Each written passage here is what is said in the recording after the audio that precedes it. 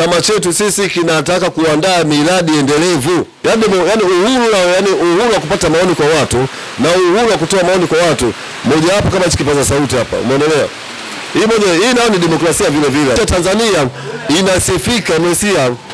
Yaani nchi ya Tanzania ndio imekomboa nchi zote ambazo za Afrika unazoziona nchi ziko huru. Maandamano hayana tija. Na moja maandamano hayana tija kwa sababu unaandamana ili iweje?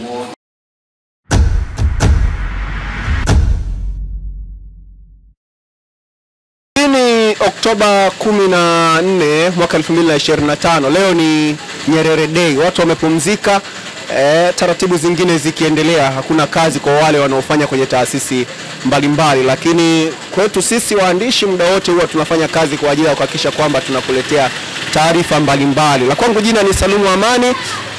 Leo bana nikasema nitembee maeneo ya Temeke Mwembeyanga.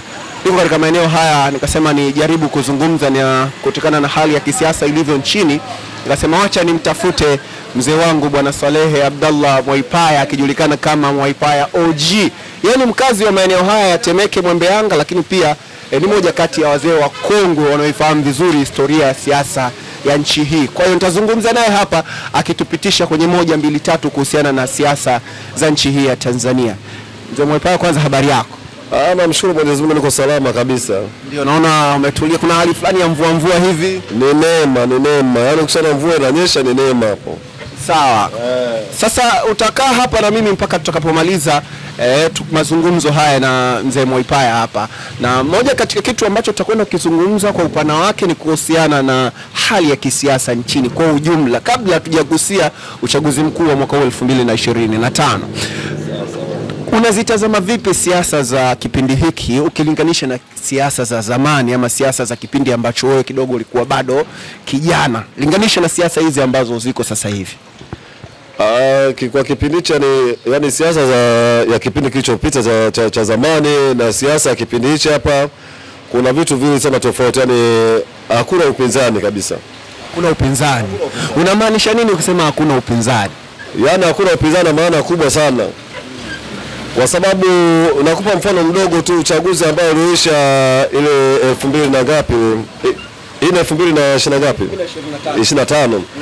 2000 uchaguzi wa nani wa Mwalimu Magufuli ule. Ulikuwa ni uchaguzi wa mwaka 2015 mpaka 2020 pia kabla hajafariki. 2015 tuliona kama ni kweli kulikuwa kuna upinzani, yani upinzani mkubwa kabisa. Na yote ilikuwa inatokana vipi? Kwa sababu wapinzani walikuwa wameshajiorganize mapema zaidi, miaka 4 5 kabla hata kuelekea katika uchaguzi, walikuwa wanaelekea katika mlengo mmoja, alikuwa ni kitu kimoja, umeelewa?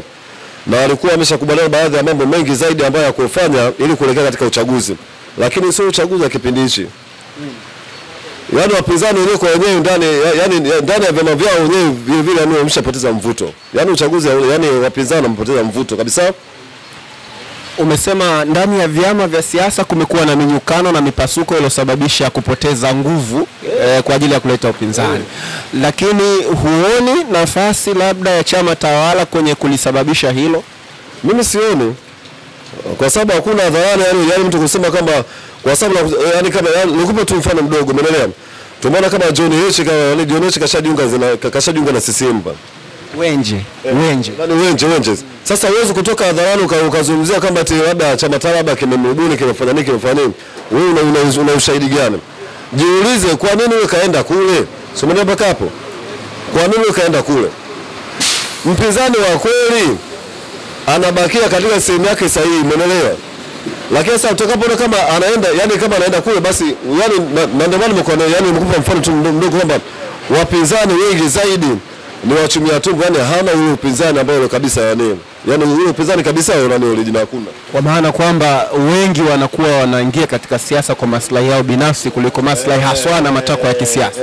Ndio maana nimekuambia vipi Mesia, mimi ninachojua mimi mwanasiasa wa kweli kabisa ni yule ambaye hafikiri sana kwenda kutawala, sio yani unajua kuna falsafa yani ipo katika vyama vya siasa.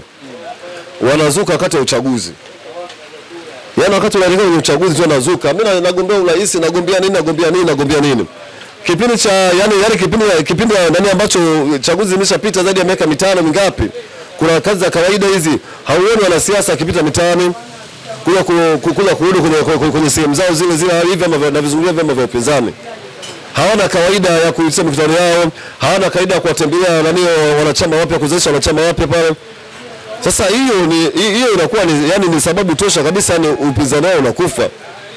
Hawapo katika mtiririko yani wa siasa. Wanachoangalia ni msimu tu wa mavuno. Kwenye uchaguzi na mimi nimo.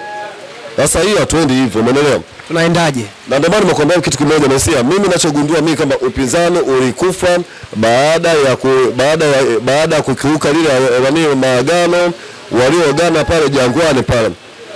Kulikuwa kuna bunge la katiba 2012. Bunge la katiba. Wakajiondoa ndani ya bunge la katiba, wakajiita Ukawa. Umeona? Ule Ukawa ule walimoja kufanya mkutano wao pale Jangwani pale. Kuna maazimio aliyekeana. Watu wanalopoka tu ovyo, kimoja atalopoka yani hana point mseza kwa nini za kuongea. Ongea kwa data, umeelewa? Bunge la katiba ni ngapi? 12, umeelewa? Baada ya kutoka kule ndani ya bunge kule wakajiita ile umoja wa nini ndio ikazalia Ukawa. Mabadiliko ya katiba Ukawa. Baada ya kuwa Ukawa wakatoka pale wakaenda kufanya mkutano wao Jangwani. Tena wa kwanza Jangwani. Na Jangwani waliazimia mambo mengi zaidi, mengi. Someni hapa hapo. Waliazimia mambo mengi. Wakasema kama wataachiana majimbo, wakasema wataachiana mpaka hata serikali za mitaa. Wataachiana kila mtu watasimamisha mgombea mmoja wa rais, lakini kwenye ubunge kila mbunge atasimamisha kupitia anavyokubalika katika eneo husika. Lakini katika hilo walifanikiwa pengine kwa zaidi ya 60%, kwa sababu tunaona kwenye majimbo mengi walifanikiwa, na hata lile bunge la mwaka 2015-2020 ni moja katika mabunge yanayotajwa kuwa ni mabunge ya moto zaidi kuwahi kutokea katika nchi ya Tanzania. Kipindi kile walifanikiwa kwa sababu wametoka bado wapya kule bungeni, wamejiita Ukawa, wakaja wakakuta na wananchi ambao walikuwa wanataka kule waungane, wakaungana kwa msimu mmoja tu, umeelewa? Ule msimu kule aliingiza wabunge wengi kwa sababu naona CUF walikuwa na bunge kama 50 sijui, Chadema sio kwa wabunge kama 60 na vyama vingine vidogo wakavichukua, umeelewa? Lakini baada ya hapo tamaa iliingia. Na tamaa iliingia kwa sababu nakupa mimi nakupa na urejea katika misimamo katika vitu ninavyokupa mimi. Kuna mwaka CUF alikuwa na nguvu sana katika Tanzania bara. Chadema alikuwa hajulikani. Unalikumbuka ile jambo? Chadema akaomba NCCR kipindi kile ndio kulikizana na Chadema na CUF. Chadema akaona atoke huko ajiunge na CUF. Unakumbuka ile jambo? Na wao wakapata baadhi ya bunge. Baadaye tena baada ya kuunga Ukawa sasa, baada ya kufuta zile tofauti zao zote zile za kusema hamna NCCR mageuzi, hamna Chadema, hamna CUF, hamna TOP, hamna nini. Huu ni umoja wa vyama vya upinzani Tanzania. Tutakwenda na slogan yetu umoja wa vyama vya upinzani Tanzania. Wakaanza tamaa sasa. Chadema sasa akataka sasa ajitanue makucha yake. Yes, ana bunge 60. Na yeye sio katoa kiongozi wa upinzani bungeni. Sio Chadema alitoa yeye pale. Kwa hiyo wakaanza ngoja nisanue makucha, nitawale niende mimi kama mimi. Na ndipo walipovunja ule muungano wao wa Ukawa ule pale, wakaa shaka la bagala kwenye diwani akikaa huyu na kaweka yani ikaa vurugu pale. Na ndipo walipo upinzani. Wengine wanasema moja katika sababu zilizochangia kuharibika kwa upinzani ni pamoja na chama tawala, wakitaja pia serikali ya awamu ya 5 chini ya Rais Dr. John Pombe Joseph Magufuli hayati sasa hivi, ni kwamba ndio ilichangia zaidi kuua upinzani, kwa sababu wengine wakidiriki kusema alijaribu kununua hata baadhi ya wanachama wa vyama vya upinzani kuwaleta Chama cha Mapinduzi na kusababisha pengine kuua kabisa upinzani katika nchi. Wewe hili unalizungumziaje? Hilo ni jambo la uongo ambalo halina maono, umeelewa? Kwa sababu halina maono kivipi? Marehemu Magufuli, John Pombe Magufuli alifanya kile kitu ambacho hata mwenyewe nilikuwa nakipenda sana katika nchi ya Tanzania. Na mpaka sasa nimemuona hata kama Mama Samia Suluhu Hassan huyu rais wetu huyu bado kipo vile, umeelewa? Ni kwamba unajua kuna msimu wa uchaguzi. Sio kila siku tu msimu wa uchaguzi. Kuna msimu wa uchaguzi, kuna msimu wa kwenda kwenye maendeleo. Umeona? tuchaguane, baadaye tuchaguana, mtu akiapishwa twende kwenye maendeleo, umeelewa? Tufanye kazi. Malema kwa sababu ilikuwa imezoeleka toka zamani kwamba unafanyika uchaguzi, ukishamalizika uchaguzi bado tena tunaanza kupeleka kwenye uchaguzi, hamna maendeleo, yani hamna tena kwenda kwenye maendeleo. Utakuta baada ya muda fulani utakuta mbunge anaenda kuhutubia labda Mwembe Yanga, labda mbunge sio chama cha Mapinduzi anahutubia Mwembe Yanga, sio mbunge sio Chadema anahutubia huko, mbunge sio kafu. Sasa sisi tumeshachaguliwa, nyinyi fanyeni maendeleo. Malema Magufuli alilifuta lile pale kwa sababu aliona kama nchi inahitaji maendeleo. Umeona? Na watu walikuwa hawajajua kwamba tukishamaliza uchaguzi, masuala ya uchaguzi yote yameshakwisha. Nachohitaji kila mtu aende kwenye jimbo lake afanye kazi, umeelewa? Na hiyo ikaita tije kwenye tukaona hakuna yale mambo, si mara huyu kapita mbunge, huyu mara tumeona miaka 5 mizima hamna mbunge aliyehutubia kwenye jimbo lake. Na hii ni sahihi, na hata kama rais atakayekuja madarakani tarehe 29 alishikilia hilo pale, baada ya uchaguzi hatuhitaji mbunge akaanza kuhudumia anahutubia sehemu. Lakini ni haki ya kikatiba kwa wananchi kukusanyika kwa ajili ya mikutano labda ya kisiasa. Naomba nieleze kitu kimoja, ni haki ya kikatiba, lakini yote yale tumeshakuchagua. Si nienda sasa kapigania huko nani bungeni huko. Unaacha kikao cha bunge unahutubia Mwembe Yanga. Haututendei haki sisi, umeelewa? Na ndio maana watu wanashinda kujua kwamba yani siasa ina msimu wake. Tukishaenda kuchaguana pale, tukiingia tufanye kazi. Na ndio Malema Magufuli ndio alisimamia hilo hapo, umeelewa? Na vile vile sio kwamba hawezi kuwa chama chenyewe hawanashinda kujiendesha. Unajua vyama vya siasa wenyewe wamekaa, na ndio maana nimezungumza kauli ya kwanza kabisa kwamba vipi ni vyama ambavyo yani kija uchaguzi wanachofikiria kwenye urais tu, hawachukuli kama kukijenga chama. Umeelewa? Huwezi kwenda kutoa miradi ya vyama vya upinzani hata siku moja. Huwezi kuongoza chochote bila kuwa na miradi ya income ya kila siku ya kuingia. Chama cha siasa, hebu niambie kuna chama gani cha siasa ambacho yani kinasema hata kuanza magari shilingi 2002? Miradi hii inahitaji fedha, lakini akili tu. Sio fedha, na akili tu. Akili ipi ambayo unaizungumzia hapa? Yaani akili kwa sababu nini Mesia? Nakumbuka kuna kipindi vyama vya upinzani walikuwa wanalipa ruzuku kutoka serikalini ya laloi kama sisi tunaolipa kodi zetu sisi, vyama vya upinzani na wenyewe walikuwa wanachukua hela kutoka serikalini. Sio mnabaka hapo? Nakumbuka kuna kipindi fulani hivi Nape Nnauye alikuwa ni naibu waziri wa alikuwa ni mwenezi, katibu mwenezi wa katibu mwenezi wa nilikuwa nazungumzia kipindi kile katibu mwenezi alikuwa ni Nape Nnauye. Alitembelea na ugeni kutoka kwa katibu mwenezi wa ANC ya Afrika Kusini. Aliweza kubadilishana mawazo, lakini mimi nilianasa yale mawazo ambayo yale jamaa katibu wa ANC alivyozungumzia kwamba vipi South Africa ni chama chao cha ANC, African National Congress Mesia cha Nelson Mandela kipindi kile, umeelewa? Alisemaje? Kule chama chao cha kule hawachukui ruzuku kutoka serikalini, isipokuwa wamejikita sana kwenye miradi. Yaani chama kina miradi, chama kina mahoteli ya kifahari ya nyota 5, chama yani kina viwanda, chama kina mashamba, chama kina kila kitu, umeelewa hapo? Kwa hiyo mimi nikapata picha halisi kwamba jamaa hawa ANC hawa wamekuja kutoa somo, sio ile somo lilikuwa sio somo la kwamba CCM ni vyama vyote yani ni vyama vyote ambao unajiona ni chama wote ambao umesajiliwa na msajili, leo ndio ilikuwa ni somo la kulichukua pale, umeelewa? Na mimi nilikuwa nategemea pale kwa sababu baada ya muda nikaona CCM wamejenga ukumbi wa Kizota kule Dodoma kule ambao ndio walijenga baada baada kufanya mazungumzo na watu wa ANC haijapita hata mwaka 1.5 ukajenga ukumbi wa Kizota kule. Ni mradi mkubwa kabisa ule. Sasa nikawa nategemea vipi Mesia ni vyama vingine nao watachukua semina hii hapa kwamba mimi nilikuwa nategemea Chadema kipindi kile walikuwa wanachukua ruzuku kubwa sana serikalini. Nilikuwa nategemea kwamba vipi watakaa bodi yao ya kurugenzi, yani bodi yao bodi ya wadhamini wenye vitu wa chama walikuwa wamejitoa kikanda pale. Kanda zote wakakusanyika pale, jamani tunachukua labda tunachukua labda milioni 500 kwa mwezi.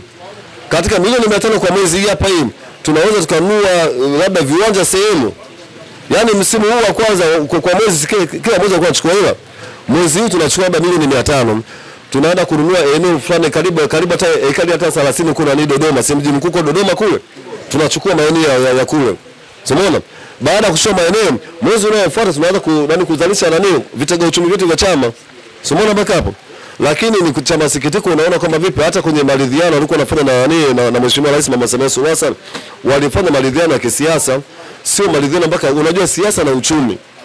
Ilikuwa nataka weke bayana kwamba tumeanza kufanya maridhiano na Mheshimiwa Rais, tunaomba tumegee na kuna maeneo yako hayalimu yako mapoli pale, tunaomba tumegee mapoliti matatu, tuweke kilimo cha umwagiliaji, tuna wataalamu kutoka nje, tunaomba serikali tuletee wataalamu kutoka nje.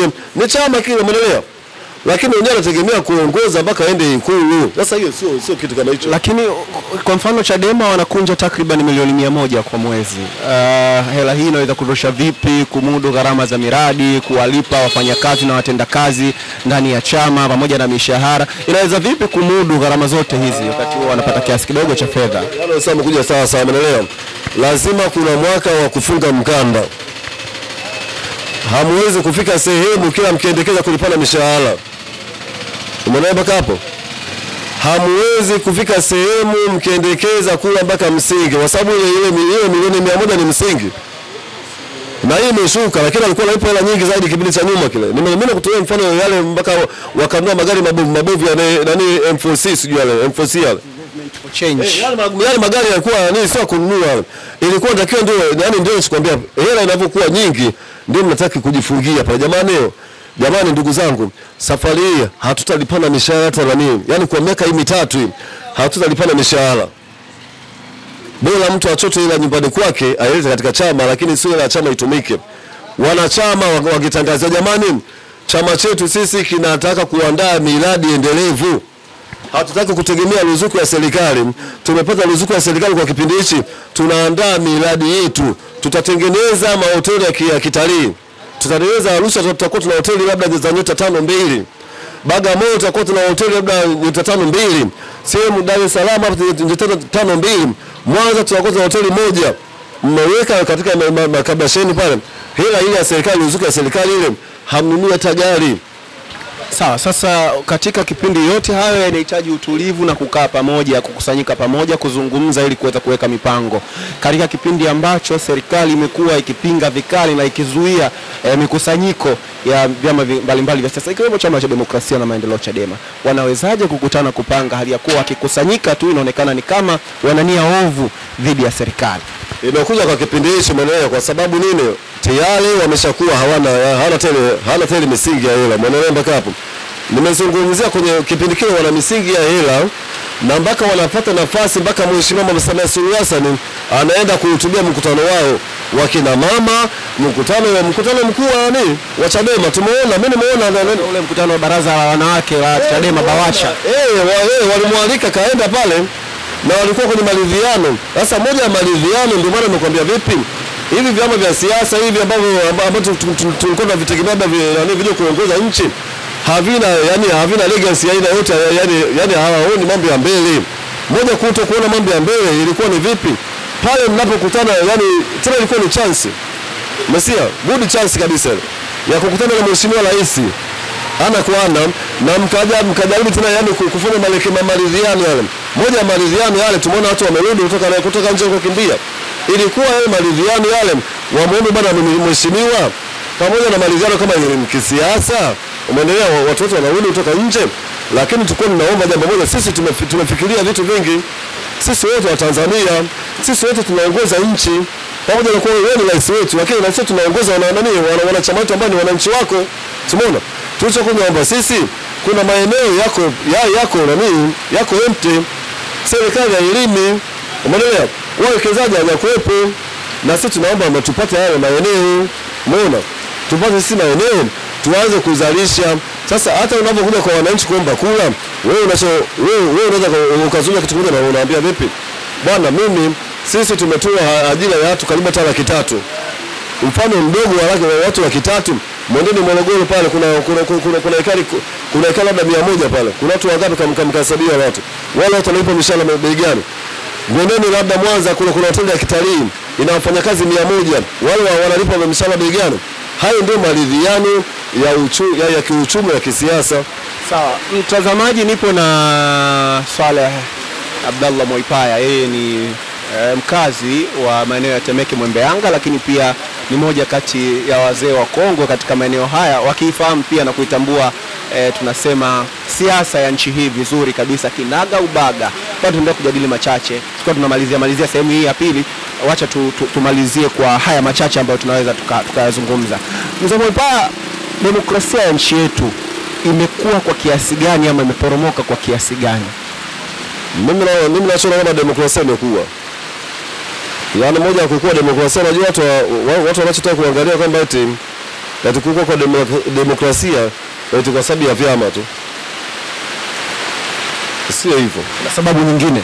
Sababu yani uhuru mpana wa mtu wa kujieleza. Simuelewa kwa kama yani moja ya demokrasia ambayo watu wanashinda kuielewa Mesia. Yaani uhuru wa kupata maoni kwa watu na uhuru wa kutoa maoni kwa watu. Moja hapo kama kipaza sauti hapa. Umeelewa? Hii nao ni demokrasia vile vile. Yaani mtu kutoka kwenye kazi yako pale, wala utafuta maoni sema na mtu. Na maana hamna kipingamizi. Umeelewa mpaka hapo? Hiyo hatua ya kwanza. Unajua usifikiri demokrasia kwa sababu ya vyama tu. Umeelewa? Moja ya demokrasia yani ni uhuru wa watu kujieleza bila matatizo aina yote. Na demokrasia imekuja, niliona hata kwenye maandamano huyo mheshimiwa Mama Samia Suluhu Hassan, marais wote waliopita hajafanya kitu kama kile pale. Lakini alihusu maandamano. Tuliona maandamano kina Lema alilindwa na Jumanne Mlilo. Tuliona. Simuona backup. Tuliona. Kwa sababu alifanya utaratibu, tuliona walilindwa pale. Kwa hiyo moja ya demokrasia ndio yani inaanzia hapo. Kwa mtu mmoja na jumuiya kwa ujumla wake. Umeelewa? Sawa, sasa katika kipindi ambacho unasema kuna demokrasia, ndicho kipindi ambacho kuna malalamiko mengi sana ya watu wengi wanaotoka kuzungumza kuhusiana labda kuikosoa serikali au kuzungumza mambo ambayo yasiyofaa katika serikali. Kumekuwa na kesi mbalimbali, watu wao wakionekana kwamba wanatekwa, wengine wanapotea, wengine wanakwenda kufunguliwa kesi polisi. Huu uhuru wa demokrasia unaozungumzia ndio huu ambao tunauona ama kuna uhuru mwingine wa demokrasia ambao wewe unauzungumzia? Kwa sababu kuna uhuru wa demokrasia ambao kujieleza, umeelewa, bila kuvunja sheria za nchi, umeelewa. Alafu unachozungumzia masuala hayo yanaenda katika labda tuma yani kwenye kisheria Mesia. Sasa mimi sio mwana sheria sana, ile swala siwezi kulizungumzia kwa kirefu zaidi kwa sababu ile linahusiana na mambo ya sheria, umeelewa. Mimi ninachozungumzia ni uhuru wa demokrasia kwamba ni mtu kujieleza kama tunavyofanya hapa na vyama Mesia, na vyama kufanya mikutano yao katika mikutano ya hadhara na mambo mengine wengi, umeelewa. Ndio mimi demokrasia ambayo nazungumzia mimi hapa. Na kuchaguana wenyewe ndani kwa ndani katika vyama. Tunaona ni demokrasia hiyo. Sawa, vijana wanajipanga kufanya maandamano. Tumalizie kwa hili. Kumekuwa na hizo ni fununu kwenye mitandao ya kijamii kwamba vijana wanapanga kuandamana, hususan Gen Z. Wengine wakisema kwamba maandamano haya yanaratibiwa na watu ambao wako nje ya nchi. Lakini wakati huo ni siku ambayo sisi tunakwenda kupiga kura kama ambavyo ratiba inasema ya Tume ya Taifa ya Uchaguzi, yamaanisha Tume Huru ya Taifa ya Uchaguzi. Hili wewe unalizungumziaje? Mimi ombi langu kwa sababu tarehe 29 ni tarehe ambayo ya kufanya uchaguzi. Na dunia nzima inajua uchaguzi unaenda kufanyika tarehe 29 Tanzania. Hakuna ingizo la aina yote nyingine ambayo linakuja katika sehemu yake hapa. Ombi langu kwa sababu watu wajifundishe, na umesema tusikuepuke tu kwenye maandamano kwenye nini. Tuangalie watu wa Kenya wale kuna jambo gani wamelipata kwenye maandamano yao. Mimi ninachokuambia, unajua watu wanashinda kuelewa, watu wanakuja watu wengine wa nini. Lakini nchi ya Tanzania inasifika Mesia. Nchi ya Tanzania ndio imekomboa nchi zote ambazo za Afrika unazoziona nchi ziko huru. South Africa walikuwa na uhuru wa bendera, wamekombolewa kupitia Tanzania. Huko Zimbabwe ilikuwa inaitwa Rhodesia Mesia, wamekombolewa kupitia uhuru kupitia nchi ya Tanzania. Sijui kuanzia Zambia, kuanzia mpaka Msumbiji kule, umeelewa? Nachokwambia tusichezee amani ambayo tunaiona sisi hapo, umeelewa? Maandamano hayana tija. Na moja maandamano hayana tija kwa sababu unaandamana ili iweje? Wenyewe wanasema wanadai haki. Haki iko wapi? Umezumia kiwanja. Umenyang'anya nini baba?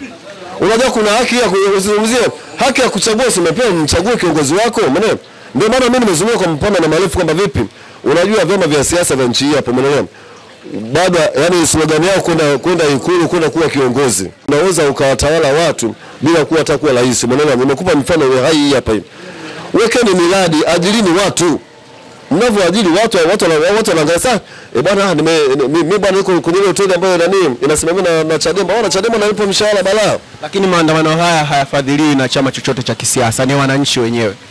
Mimi nakwambia kitu kimoja basi, hawa wanataka kufanya maandamano yani sielewi, sio yani wanapata nguvu kupitia hapo. Kwa sababu tumeona kwamba nchi hao Marekani hao Mesia Marekani kama anafadhiliwa na jumuiya za nje huko, basi bado watakuwa hawataki mema nchi ya Tanzania, umeelewa? Hawataki mema nchi ya Tanzania. Kwa sababu haya maandamano yakija kufunguka pale Mesia, wewe mzazi wako utamkimbizia wapi? Wewe umeshaandamana kule, nchi imeshachafuka. Mama yako utampeleka wapi?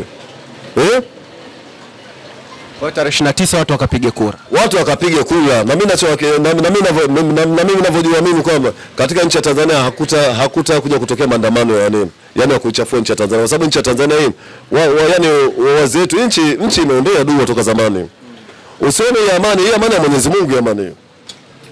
Sawa, mtazamaji, nilikuwa na mzee Swaleh Abdallah Mwaipaya maarufu kama Mwaipaya OG hapa maeneo ya Temeke Mwembe Yanga, tukizungumza mambo kadha wa kadha kuhusiana na uchaguzi mkuu mwaka huu, lakini pia hali ya kisiasa. Ni mkongwe wa masuala ya kisiasa pia, kwa sababu amekuwa nchini hapa kwa muda mrefu. Hadi kufikia hapo sina la ziada, nitamaliza ama ndo namaliza na kuaga hivyo. Nikukumbushe tukuendelea kusubscribe, lakini pia kugusa alama ya kengele ili kuwa wa kwanza kupata kile ambacho tutakuwa tukirusha hapa. La kwangu jina ni Salum Amani, hadi wakati mwingine, ciao.